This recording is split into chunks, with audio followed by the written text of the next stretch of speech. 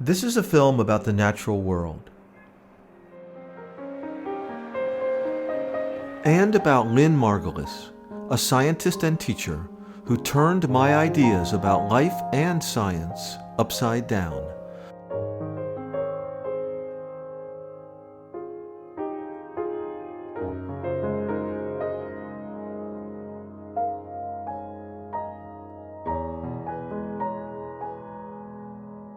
What I want to share with you is why a biologist interested in genetics and microbiology, which is certainly my training, is interested in NASA and is interested in the Earth as a planet. And I want to give you a sense of a massive revolution in our thinking that has come across during the last about 20 years. We've got Lynn doing scientific work that shakes people up, that they resist, because it's not the way they're used to thinking. She was willing to say, let's throw the whole thing up in the air and look at it in a different way and see if it makes more sense.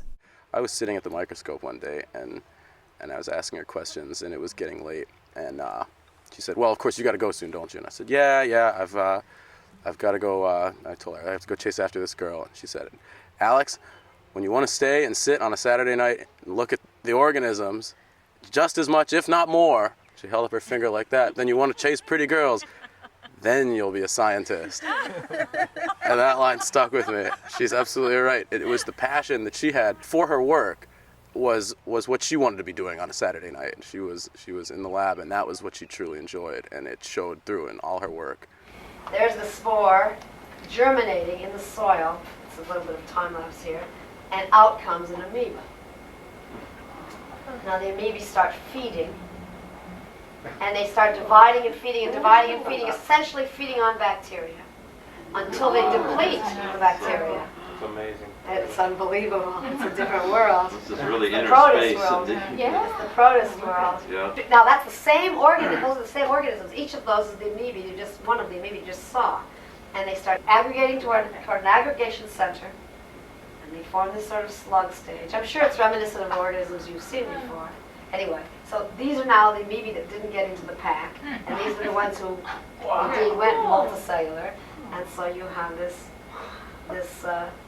amoeboid mass, and it's dryness that induces the upright development.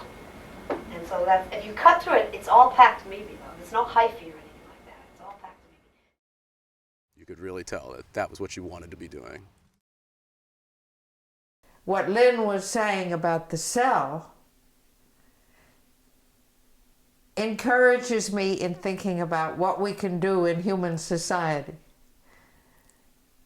and with our lives on this planet. Now, that's a huge leap.